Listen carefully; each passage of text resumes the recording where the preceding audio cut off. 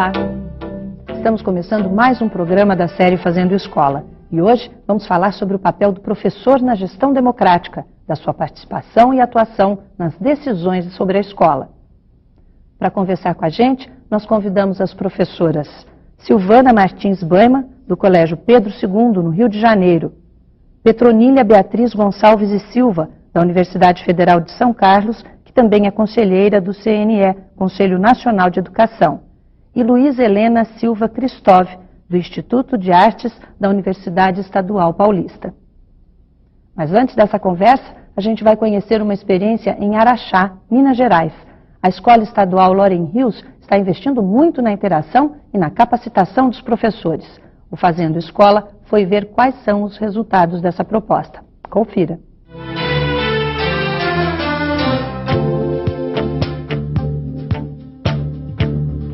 A gestão democrática, ao abrir o espaço escolar para os seus atores, traz um olhar de respeito a cada um, promovendo uma série de mudanças e atitudes de valorização e reconhecimento social.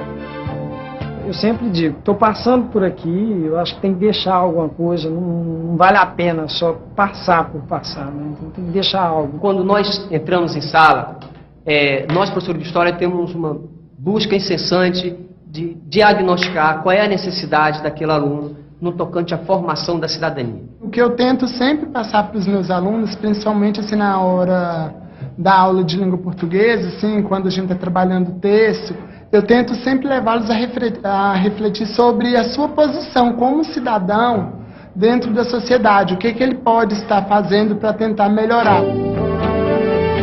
Nós estamos reunidos aqui para verificarmos como que nós estamos desenvolvendo o nosso projeto Paz pela Paz. Na área de física, nós ainda estamos no processo inicial de montagem do projeto. Fizemos alguns gráficos, vendo como que está aumentando o consumo de drogas, principalmente entre crianças entre 11 e 14 anos.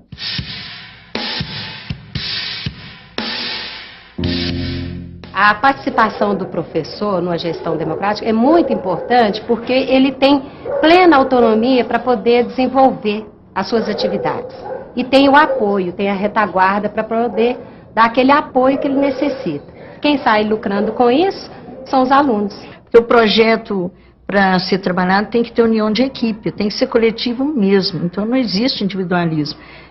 O projeto, assim, ele elabora com os alunos e passa para todos os professores na hora da reunião, então é aquela troca, de experiência. Ele não pode ficar engavetado, ou não pode ficar só com o professor, não funciona, não pode ser partir do professor, tem que partir da vontade dos alunos também. Você quase não vê nenhum professor assim que trabalha sozinho mais, de jeito nenhum.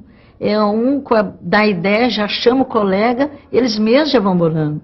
E eu já fico mais tranquila, a equipe pedagógica já fica mais sossegada, porque eles já sabem caminhar sozinhos.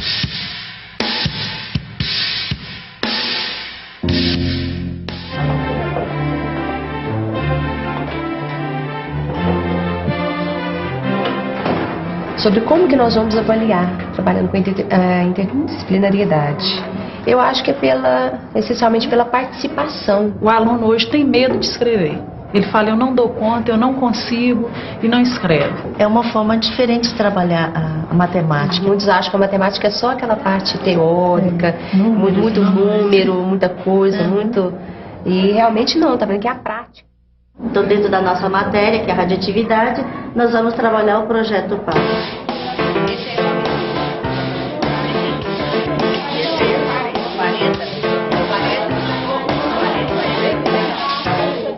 A interdisciplinaridade tem que ser feita sempre.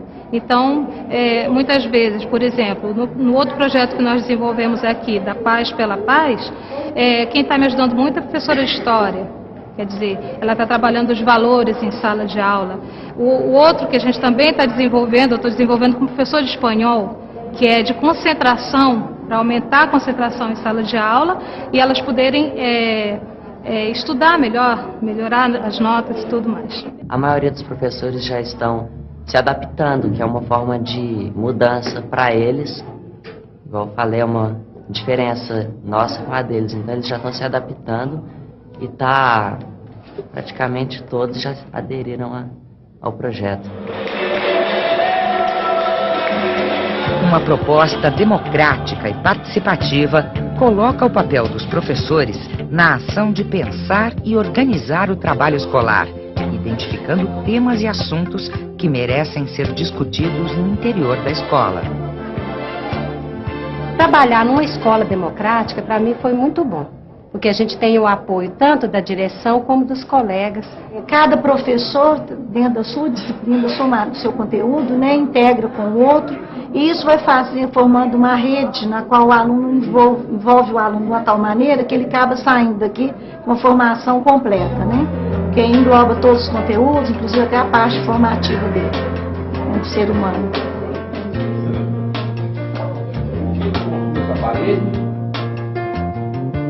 A minha cidadania era em 1 ano e meio. Esse 2 anos que eles verificaram que tinha que estudar o básico mais durante 1 ano, não só meio, né? E o EJA, os alunos que entraram agora já apaixonaram, no início sentiram assim, uma restrição. Estudam à noite, cansado, não tem tanto disponibilidade para fazer trabalho. Então a gente preocupa muito com isso.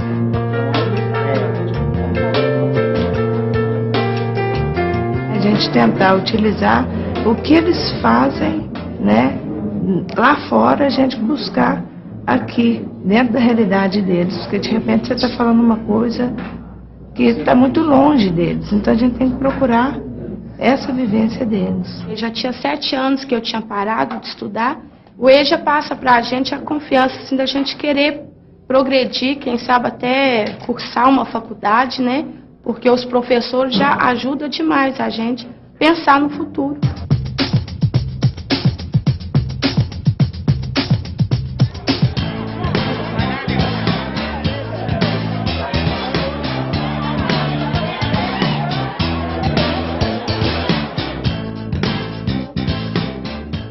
A minha participação é no colegiado. A gente tem amizade com todos eles.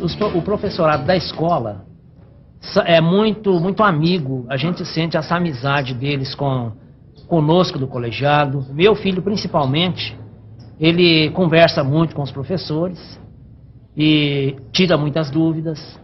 E eu creio que como o meu faz isso, os outros também fazem. Então, o professorado é muito aberto para o diálogo.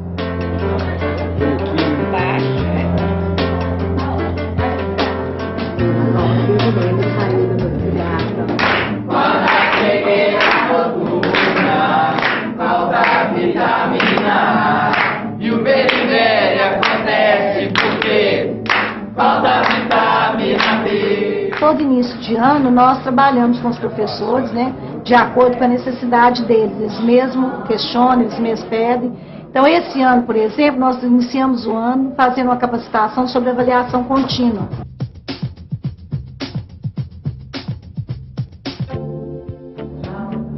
Um incansável aprendizado. O professor que assume essa postura se descobre sempre como aluno. Na escola Loren Rios Feres, uma psicóloga ensina e discute. Ensina a olhar, a descobrir algo mais sobre si mesmo e sobre os alunos. Discute a autoestima do professor e a relação de quem ensina com quem aprende. Gostaria que cada um apontasse o seu ponto forte como professor. Eu me considero uma pessoa muito solidária. Paciência, Persistente. observadora, dedicação, criativa. Para a gente trabalhar com os jovens, a gente tem que procurar sempre uma forma que desperte o interesse deles. A gente tem que procurar métodos que leve o aluno a se interessar pelo conteúdo que você está dando. Então, de repente, você vê um noticiário, uma notícia que você pode encaixar dentro do seu conteúdo, você fala, aborda aquele aspecto. Então, o jovem de hoje, ele quer, às vezes, trabalhar com muito tema atual. Tivemos essa capacitação no início do ano. Tivemos um psicólogo também, 8 horas de trabalho com os professores, com a autoestima. E o ano passado foi trabalhar durante o ano todo o CIAP, que é um projeto do governo estadual, no qual é a capacitação dos professores à distância. Tem que estar fortalecido para muitas transformações, porque a tecnologia está aí, né? Então a gente não pode ficar para trás. Capacitação, né? né? Uma capacitação, mas ele tem que se sentir fortalecido para isso. Reciclagem. Ele não pode sentir que ele é culpado de nada, de fracasso. Um dos grandes desafios não é só formar um professor que domine o conteúdo, mas a metodologia que acolha e possibilite um maior aproveitamento desses alunos que, com o processo de democratização da educação, passaram a constituir uma parcela considerável da clientela da escola pública. Hoje, nós podemos ter nas escolas experiências inovadoras em que os professores se sentem e podem se sentir protagonistas. Ou seja, você não vai estar ensinando o seu estudante a marcar cruzinha dentro de respostas previsíveis. Você pode criar, né, fazer do ato pedagógico um ato de criação e fazer do ato pedagógico uma atividade de crítica e de emancipação. A escola ideal é aquela que professores, diretores, alunos e pais caminham juntos. Assim vai acontecer uma educação boa, uma educação que prepara o aluno para a vida. Uma relação próxima, diária, uma convivência de desafios e diversidade de situações. O professor está tão perto do aluno que pode identificar sua realidade. Ao abraçar o professor na gestão, ganha-se uma visão mais íntima das necessidades da escola e de seus alunos. Se você tem vontade de ensinar, se você tem vontade de fazer com que aquela pessoa que está ali na sua mão, que depende de você, cresça, então, verdadeiramente, você vai ser um professor. Para mim, é a parte de lidar com o ser humano, lidar com o aluno, de modo geral, que é o desafio. E um desafio gostoso, né, interessante, que é uma parte... Essa parte é a mais interessante, né? De ver ele crescer. Eu, como agente, como formador, eu vou resgatar a autoestima desse aluno suburbano, de baixada, excluído socialmente, e incluí-lo na sociedade. Então eles vão fazer uma prova com as mesmas questões de vestibular. E no momento que o aluno começa a responder essas questões, ele começa a ter autoestima elevada e ele percebe que ele é capaz. Se ele chegou aqui sonhando em ser pedreiro, eu tenho a obrigação de fazer com que ele saia daqui sonhando em ser engenheiro. E quero encontrá-lo amanhã, daqui a 10, 15 anos, quero abraçar esse aluno e perceber que eu fui agente dessa mudança. Senão, eu não tenho nenhum outro motivo para ser professor.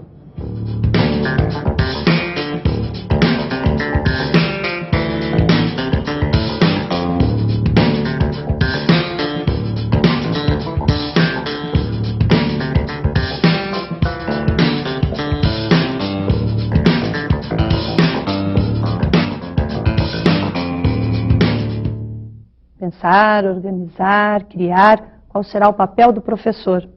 Professora Petrolina, queria que a senhora fizesse uma avaliação dessa experiência da Escola de Araxá que nós acabamos de assistir. O vídeo nos mostra a força do professor e a força do trabalho conjunto. É claro, é um vídeo curto, ele mostra essa força se refletindo na sala de aula. Mas ele faz com que a gente anteveja que há um projeto de escola, mais do que unicamente um trabalho conjunto, que está sendo construído. E daí a importância, quer dizer, o papel do professor hoje é participar de um trabalho conjunto, que é político-pedagógico. Inclusive a professora comenta, não é, que não se trabalha mais sozinho, né? O professor trabalha em conjunto. Queria que a senhora fizesse uma avaliação, professora Luísa. Então, o vídeo é interessante porque ele enfatiza isso, né, a importância desse encontro na escola, e nós poderíamos, a partir dele, perguntar quais as condições para a gente conquistar isso, né? Como é que a gente tem aí visto pelo país, como é que a gente também vive na nossa experiência essa construção, não é? Eu acho que as escolas que tiverem acesso, estiverem assistindo, eu acho que essa é uma boa pergunta, né? O encontro é importante, como lembra a Petrolina, mas podemos sair, temos várias perguntas que eu acho que a gente pode estar explorando, né? Sem dúvida vamos estar explorando. Agora, essa escola em Araxá mostra que é possível promover essas mudanças que passam pela democratização do trabalho do professor, da direção, mas especialmente do professor. A senhora também vive essa experiência na sua escola, né? Sim. O que eu achei interessante no vídeo foi exatamente isso, mostrar que é possível.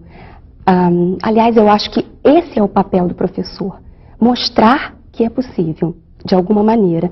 E nesse sentido, é muito significativa para mim a fala do pai, quando ele diz que a escola ideal é aquela na qual todos caminham juntos, diretores, pais, professores, alunos, técnicos.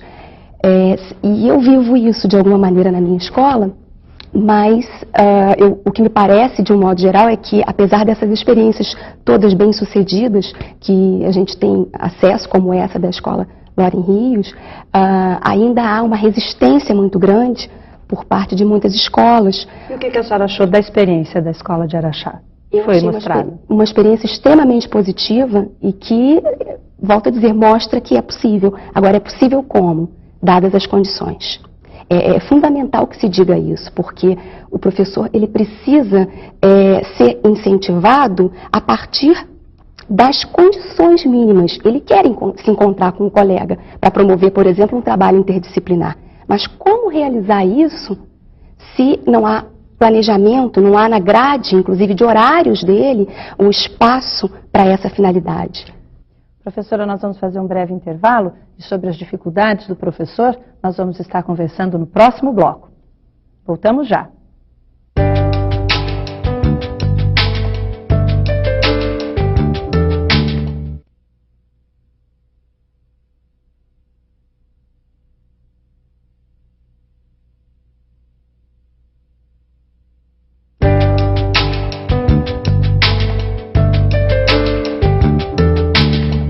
Estamos de volta com o Fazendo Escola e hoje a nossa conversa é sobre o papel do professor.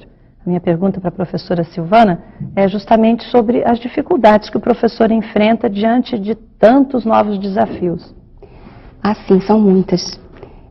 Inicialmente, me parece que a escola não pode esquecer jamais de trazer o professor para o debate. No pensar o projeto pedagógico, que é um projeto político-pedagógico, ela tem que inserir o professor na confecção desse projeto, porque não pode haver erro maior do que querer que se coloque em prática alguma coisa da qual não se participou, de cuja construção não se participou. Então, o professor, muitas vezes, ele se sente ele não se sente parte porque não foi convidado a construir aquilo conjuntamente. Essa eu acho que me parece a dificuldade principal, de você vestir a camisa, de você efetivamente não ser convidado a participar. Agora, me parece que isso também é uma queda de braço. O professor deve procurar também brigar por esse seu espaço. Ele deve procurar se informar também sobre o que é a proposta. Sem dúvida. Nesse sentido, por exemplo, né, é importante que ele saiba que a gestão democrática, ela consta da lei. Né? A LDB, nesse sentido, ela é um avanço, me parece. Ela é um avanço, a LDB de 96, à medida em que ela coloca claramente como um princípio da educação nacional a gestão democrática. Agora, há que se pensar que gestão democrática, porque a LDB também deixa um pouco em aberto essa interpretação, de modo que vai caber à escola construir uma visão mais conservadora ou mais aberta da participação. Professora Luísa, quer acrescentar alguma? Quero sim, muito interessante, bem lembrada, porque existem caminhos e caminhos, não é? E uma visão interessante de fato, efetivamente, ouvir os professores, não é? Promover toda uma escuta, toda uma identificação do que se pensa, como representam os jovens, por exemplo, não é? O professor vai trabalhar com o jovem, com a criança, como ele entende, como ele vê a criança, como ele vê o jovem, e aí a gente está falando de um outro tempo e uma outra escola, né? Então nós temos assim, eu quero destacar as duas possibilidades, né? Nós temos uma gestão, uma direção que chega com um projeto pronto, apresenta aos professores e diz assim: olha, esse é o nosso projeto, sim, eu apresentei, eu trouxe aos professores, todos estão cientes e tal. E o outro caminho é essa construção conjunta, como a Silvana estava dizendo, né? Que parte desde ouvir o que se pensa sobre a sua área, sobre o seu papel e sobre a escola como um todo. Não é? Como é que eu vejo a escola? que escola eu desejo, né? E que aluno eu desejo.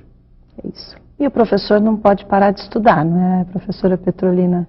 Não, ele não pode parar de estudar e ele não é, como já foi insistido anteriormente, eu gostaria de retomar, unicamente um executor de políticas dos sistemas de ensino, seja o Ministério de Educação, as secretarias estaduais ou municipais, muito menos de um plano pedagógico que ele não ajudou a conceber. Porque estudar por estudar não tem sentido.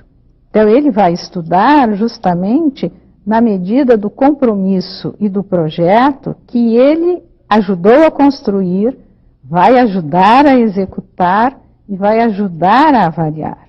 E a demanda e a complexidade da vida nas grandes cidades, sobretudo, né, mas da sociedade hoje, exige que o professor ele trate de muitas frentes e hoje, felizmente, nós já nos demos conta que vivemos numa sociedade diversa, marcada pela diversidade.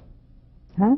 Então, nós temos problemas e questões que estão presentes na sociedade, que estão presentes na escola, e que até pouco tempo a gente fingia não ver.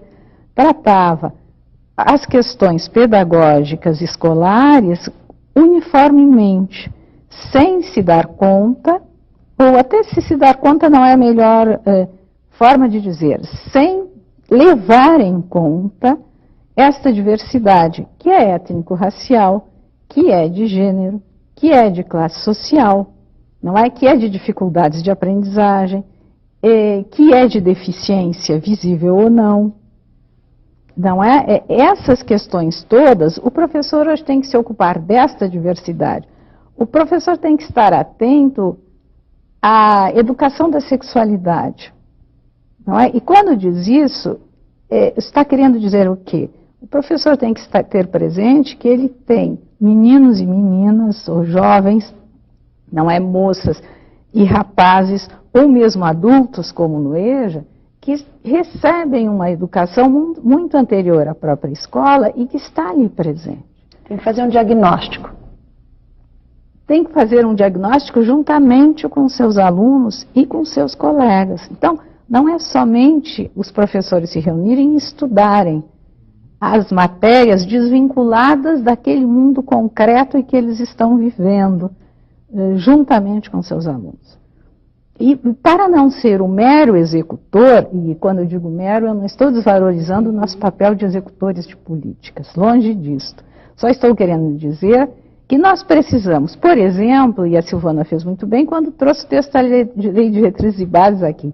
A Lei de Diretrizes e Bases, os pareceres dos conselhos de educação, nós não temos que, de ouvido, saber o seu conteúdo. Nós, professores, temos que lê-los, analisá-los, criticá-los e decidir se em conjunto, no conjunto da escola, e isto é projeto pedagógico, isso é projeto de escola, como vamos implantar, ou o que podemos, o que não podemos, temos que fazer a crítica.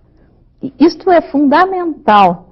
Não se pode falar em gestão democrática se os professores não tiverem acesso a todos os textos legais, às políticas de governo, e eles manuseiem e leiam e decidam em conjunto, claro. Não é uma briga de um mais forte ou do mais fraco. Não, vamos negociar o que nós fazemos e o que dentro desta realidade, dessa imensidão de apelos e essa imensidão que é o Brasil de realidades. Uma diversidade, né, imensa. Professora Silvana, a senhora na sua escola, quais as dificuldades que a senhora enfrentou para implantar o projeto político-pedagógico? Inicialmente essa dificuldade da participação, da pouca participação. Nós, professores? Não, nós gostaríamos de participar muito mais, nós todos professores. Houve, de alguma maneira, isso aqui as colegas se referiram muito bem, que é trazer-se, de alguma maneira, uma proposta pronta. Não digo pronta, mas quase. E o que acontece é que o professor não veste a camisa, porque ele não se sente parte de. Agora, eu queria ressaltar também uma questão interessante, que é claro que há necessidade de se passar pela capacitação, pela atualização do professor, mas o professor, ele tem práticas muito interessantes, ele tem muita coisa para dizer. E muitas vezes ele nem sabe que ele está dentro do muitas vezes projeto ele não sabe nem que ele já pedagógico. faz aquilo. Muitas vezes ele sabe e não tem espaço para colocar isso. Então, o que eu queria dizer é que eu acho que qualquer projeto político-pedagógico, qualquer projeto de escola, tem que ser construído a partir da bagagem do professor. Né? Já dizia Paulo Freire, né, que a aprendizagem é muito mais eficiente quando ela respeita o conhecimento prévio do aprendiz. E nesse caso somos todos aprendizes, né? Guimarães Rosa que fala, né? Isso. Enfim, então o professor, ele tem um conhecimento prévio que tem que ser levado em consideração na hora de se construir esse projeto de escola. E tem que ser aproveitado, né, ele professora tem que Luísa? ser aproveitado. Sem dúvida. Ouvindo a Petronila e a Silvana agora, eu estava pensando, este é um dos grandes desafios do professor hoje. Ele considerar, com essa diversidade que a Petronila descreveu, os diferentes repertórios, portanto, os diferentes universos culturais, lembrando de novo Paulo Freire, né? Cada aluno ele traz um repertório, ele traz toda uma história, um conjunto de códigos de onde ele tira a condição de ler o mundo, né? A condição de ler a ciência que a gente está apresentando. Né? Então o professor tem esse desafio de fazer essa leitura, de estudar este repertório e ampliá-lo, né, com o saber escolar, ampliá-lo. Então a gente tem encontrado aí pelo país afora essa grande dificuldade, como fazer isso. E né? como fazer isso? Isso nós vamos estar conversando daqui a pouquinho, vamos fazer mais um intervalo. Como fazer, qual é o papel do professor em sala de aula, nós vamos estar conversando mais sobre isso dentro de instantes. Voltamos já.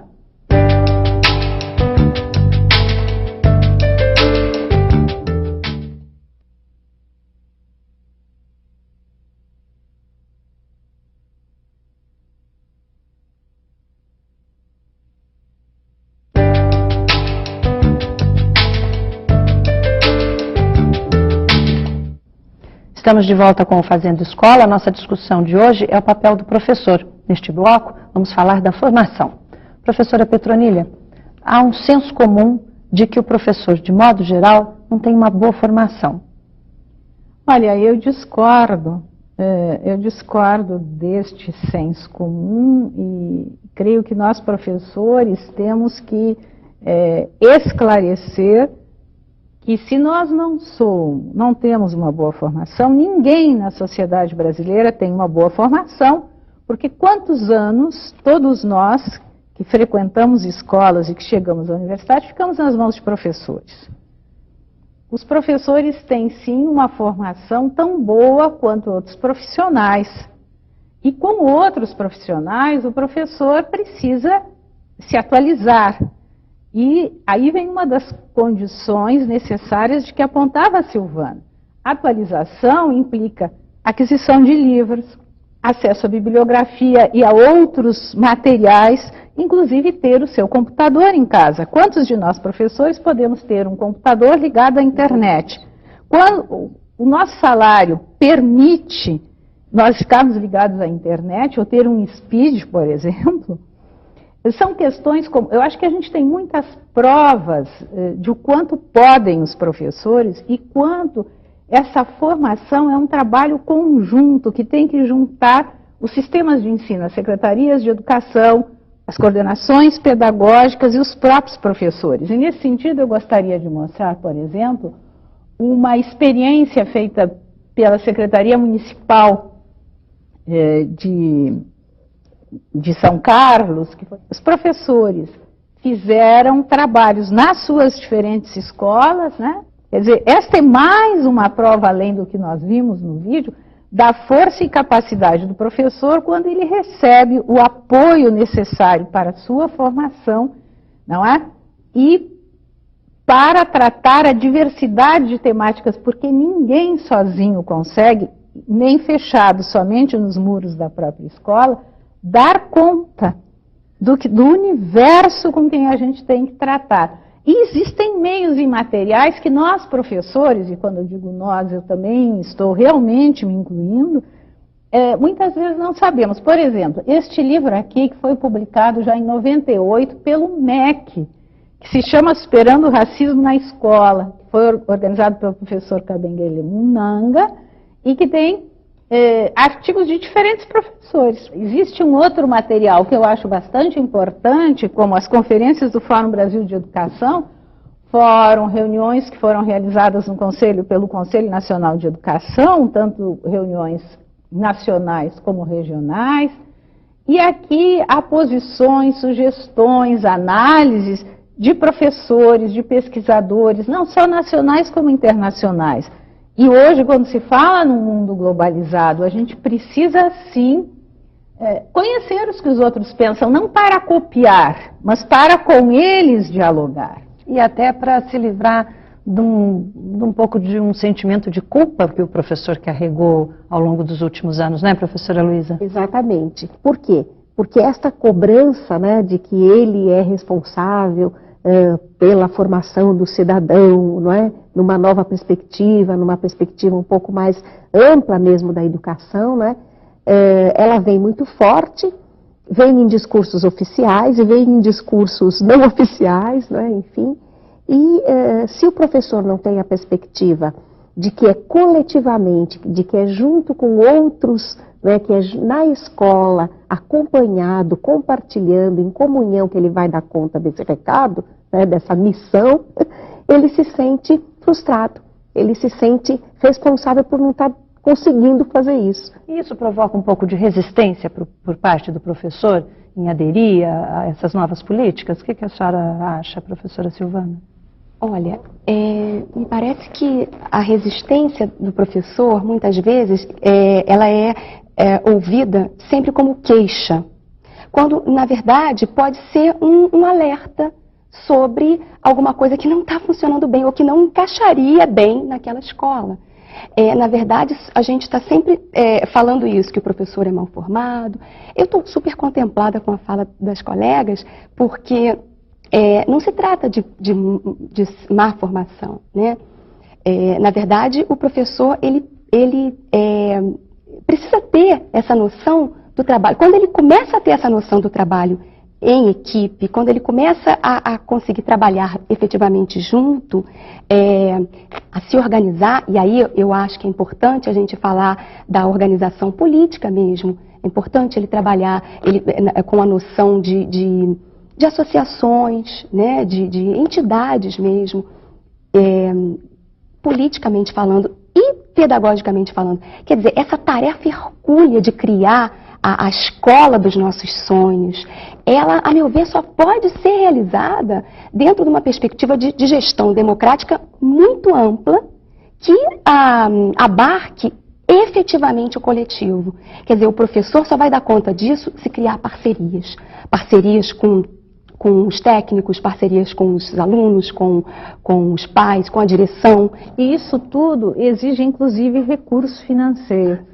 Exige projetos de apoio, porque o professor, eu acho que já dá muito. A gente vê nas pesquisas, no acompanhamento que a gente faz de professor. O professor dá tudo o que ele pode, muitas vezes ele financia o projeto com o seu pouco salário. Quer dizer, isso também, não existe projeto político-pedagógico que possa ser implantado até as últimas consequências se não houver recursos para aquisição de livros, de periódicos, de outros materiais e para a sua produção, inclusive. Só a boa vontade do professor é insuficiente e ela já tem feito demais. E esse tem sido um dos conteúdos, um dos objetivos, na verdade, que a gente tem trabalhado em educação continuada com os professores. Ou seja, construir a clareza, a consciência de que ele tem, na verdade, no mínimo, 2 campos de luta. 2 campos. Um da sala de aula, né? Um da sala de aula, preparando muito bem a sala de aula, né? Administrando essa contemplação de todos os alunos, da participação dos seus alunos, enfim. E outro campo de luta fora da sala de aula, na escola e fora da escola, não é? Nas instituições, nas entidades de luta, nos movimentos, nas campanhas, para isso, para que ele possa empreender conquistas. Então a gente tem trabalhado essa ideia, professor sujeito é professor que briga, é professor que também luta para conquistar, para garantir o seu espaço, né? Não é o professor que se queixa. Então a gente tem encontrado isso, os professores em educação continuada refletindo sobre as lutas que eles precisam fazer. E olha, há esperanças, viu? A gente tem encontrado aí experiências e professores se aglutinando, se articulando. O que mais chama a atenção da senhora nessas experiências que vieram aí à sua memória agora? Então, me chama a atenção isso. Eu sou até taxada na universidade como muito amiga dos professores da educação básica, né? Isso me chama a atenção o empenho. Como os professores costumam nos procurar na universidade, os professores da educação básica, para que a gente ajude a pensar um projeto de escola, para que a gente dê uma bibliografia, para que a gente faça o entendimento de um documento oficial. Então, essa busca, essa procura, e a gente diz, ó, aqui é um balcão, a gente está querendo sempre atender e trazendo mais esforços para poder dar conta disso, né? Por quê? Porque a gente quer justamente provocar esse ser desejante no professor, né? Desejante, desejoso de querer saber, querer compreender, querer construir essa escola aí diferente, essa escola que apareceu no vídeo, né? Pois é, e a construção dessa escola, né, para a construção dessa nova escola, quais são os desafios, professora Silvana, na sua opinião? Os desafios, as perspectivas, né, as esperanças, como disse a professora Luísa, né? Sim. A meu ver, o papel do professor, basicamente, ele poderíamos dizer que ele antes de mais nada, acreditar que é possível. Acreditar que ele pode ser instrumento de transformação dessa sociedade. Porque dentro da concepção, a gente não pode perder de vista que a concepção de escola, ela reflete a concepção da sociedade, do projeto de sociedade que você deseja, né? Então, eu acho que o professor ele pode ser instrumento dessa transformação social. E ele precisa acreditar nisso, antes de mais nada. E, num segundo momento, eu acho que o papel dele é exatamente trazer esse debate para a sua escola. Trazer esse debate, fomentar esse debate na sua sala de aula, junto a seus alunos, mas também junto aos seus pares. Eu acho que também é uma postura, por exemplo, do professor, que hoje, infelizmente, são muitos no país, que enfrentam uma situação de violência na comunidade onde moram, de conflito em função dessa violência dentro da escola. Como que deve ser a postura desse professor? Na sua opinião, professora Petronilha? Olha, os professores vivem momentos difíceis, diz a professora Egle Frank, né? Foi da minha universidade. Nós vivemos sim, e os professores que estão particularmente em escolas onde a violência está muito... A gente não sabe como lidar. Não é a responsabilidade unicamente do professor. O professor é mais um. Não é? Por isso é importante trabalhar com os pais, mas é importante que os sistemas de ensino e todo o sistema social esteja... Mas o professor, quando ele está nessa realidade, né, o que ele pode fazer de prático? Me parece que um ponto importante é trabalhar em conjunto e em conjunto com a comunidade, né? As pessoas não são, os alunos mesmo que possam ser violentos, eles não são naturalmente maus. Há questões que nós, professores, dentro da sala de aula ou dentro da escola, não damos conta de resolver. Por isso o trabalho tem que ser conjunto, as secretarias... As diferentes secretarias de Estado e municipais têm que dar o apoio.